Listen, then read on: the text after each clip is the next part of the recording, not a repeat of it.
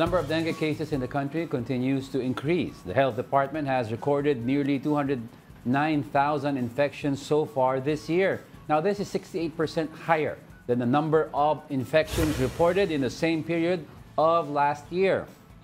All regions except Mimaropa, Bicol, Zamboanga, and Bangsamoro recently showed an increase in dengue cases.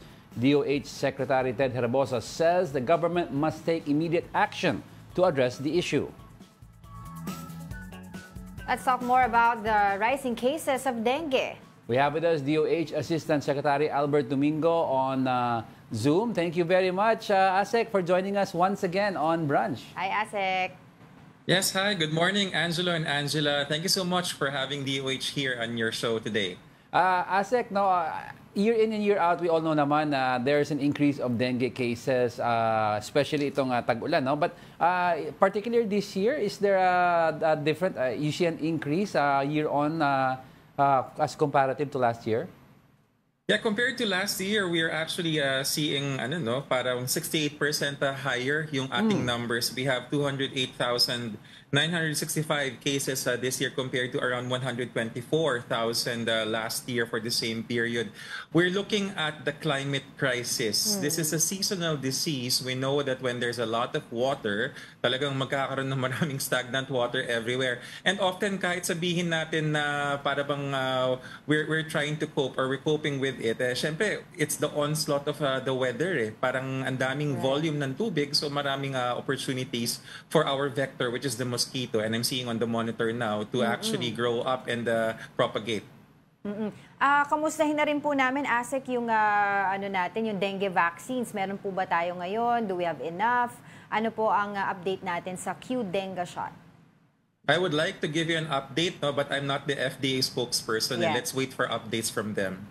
Yes, Asek, I'd like to ask also kasi just for the parang information sa kababayan natin, a lot of them are talking about this online. Ano ba talaga ang mga types of dengue na nangyayari? Kasi sabi nila may 4 or 5 varieties, is that correct? Yes, that's correct, Angelo. There are 4 dengue serotypes. The virus itself, so DENV, may DENV1, DENV2, 3, and 4. Another possible explanation for the increase in cases this year compared to last year, meron kasing parang cycle na sinusunod yan eh. Pag ang kababayan natin ay nakagat ng lamok na sabihin natin na DENV2, kung hindi siya nakagat pa ng lamok na DENV1, 3, or 4 before, pwede pa siyang magkaroon ng dengue uli. Yun yung nakikita natin. So maaaring that's one possible explanation. But to reassure all of our watchers and listeners, marami po ang cases sa dengue are what you call mild, meaning actually maraming asymptomatic sa totoo lang. They will test positive on NS1, yung ating dengue antigen test, pero wala naman talaga silang symptoms.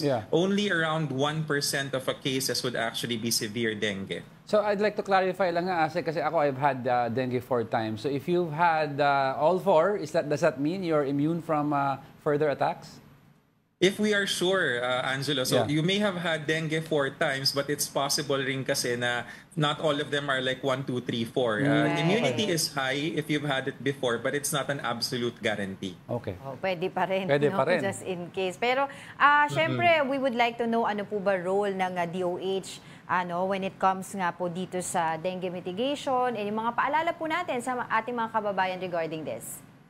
The role of DOH, Angela, is more on the information aspect. That's why I'm very happy to take this call. That's one.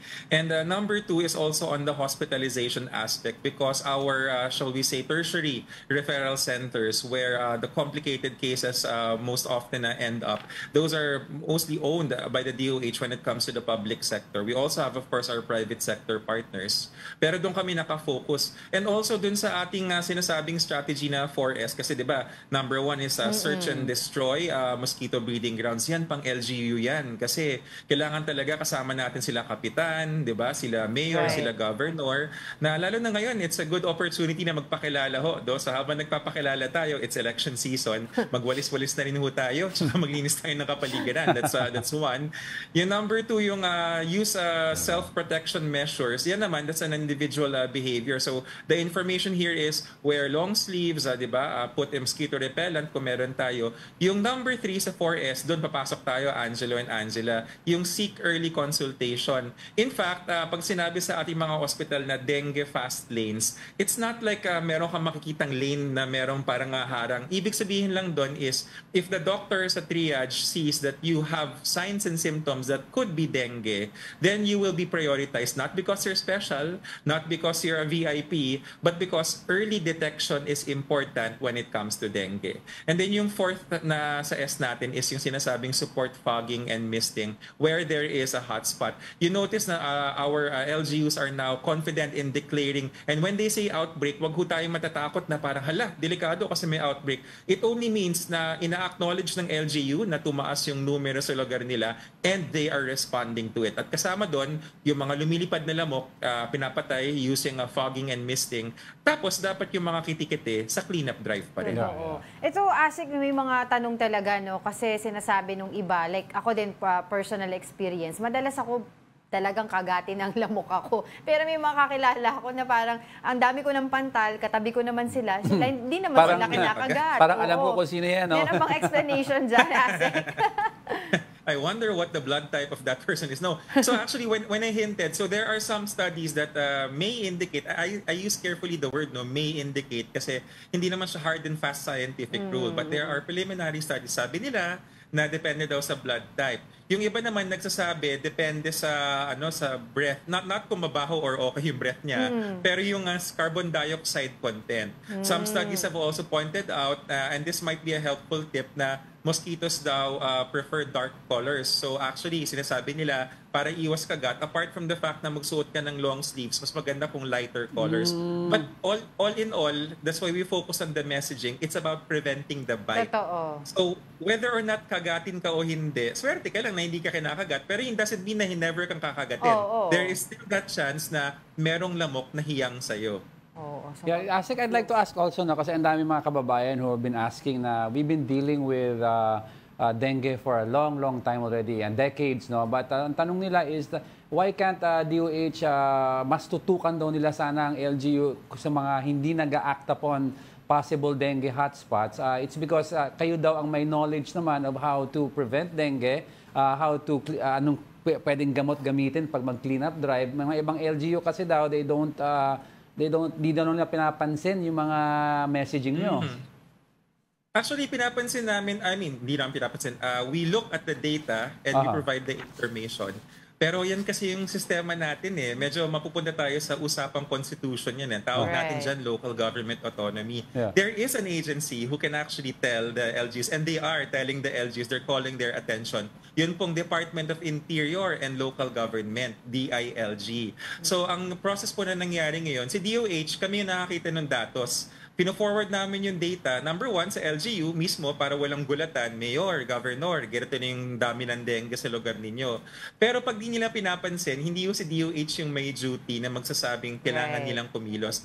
Tinitimbrehan namin sila Secretary Abalos and his representatives doon po sa local areas. Kasi meron yan ang ating mga cities and municipalities, merong tinatawag na DILG representative or officer. And sila po yung nagpapaalala sa ating mga local chief executives. ayun, Asik, palambig naman, taking this opportunity to ask you na rin regarding MPOX. Baka po may update tayo dyan. And what else can you tell us about MPOX? Here in the Philippines. Actually, Angela, so thank you for that opportunity. In-anticipate ko tatanungin niyo. And ang response naman namin ni Secretary Ted is, wag ho tayong mababahala sa bilang. No? Hindi ibig sabihin na dumadami yung bilang ay hala, nagkakagulo na kumakalat. Hindi po. Sa pandemic management, this is not, in the first place, it's not even a pandemic at this stage. No? But sa disease control and prevention, pag nakita nating nakakakita tayo ng kaso, ibig sabihin hindi tayo bulag. We are aware of what's going on around us and we are able to control it. Yung paulit-ulit namin sinasabi na Clade 2, yun yung pinagkaiba din sa Clade 1B na inaabangan natin. We always say it's only a matter of time before it hits us. But Clade 2 is giving us an opportunity and the number is now active cases at 15. There will be, I'm not even saying there may be, I'm gonna say there will be more cases coming in because we are testing a lot. Remember nung simula ni I don't want to compare it kasi natatatrauma yung mga tao but I just have to. Remember nung COVID-19 ang laging bukang bibig ng WHO, test. Yeah. Diba? Nung nagsimula, diba? So ngayon, hindi na, ayaw nga naming sabihin kasi pag sinabi kong test, baka sabihin ng tao, what's next? Lockdown? No.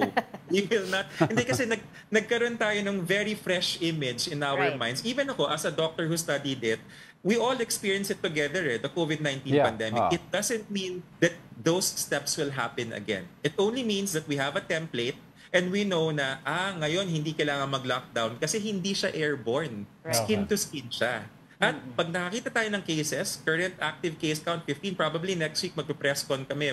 Kasi sabi namin, imbis na para tayong basketball game na every time nagsushoot, parang, score. Di ba? Alam natin sa basketball na na-hype yung mga tao. And that leads to mental health problems and anxiety. So it's better for us to give a summary description, and the summary description is out of 15 cases, isa lang yung babae, isa yung bata, yung others are male in their I think mid-20s to late 30s. That mode of transmission is the same. It's skin-to-skin contact, no? A lot of them sexual contact, but there are also non-sexual contact, like yung babaeng 26-year-old, isa siyang health worker, na tingin namin ay nakuha in the course of work. So the solution is simple, reiteration of infection prevention and control measures. Yun naman pong sa bata, tingin namin baka nakuha sa isang member of the household, baka na-transmit, pero we're still looking into the details kung paano nga ba niya nakuha. So, yun pa rin yung key messages. Hindi kailangan mag-face mask. Hindi required. Kung gusto, wala namang masama. Pero hindi required kasi hindi siya airborne. Alright. Thank you for that. And thank you for joining us, DOH Assistant Secretary Albert Domingo. Thank you. You're welcome. And thank you, Angelo and Angela. Good morning. Morning. Morning.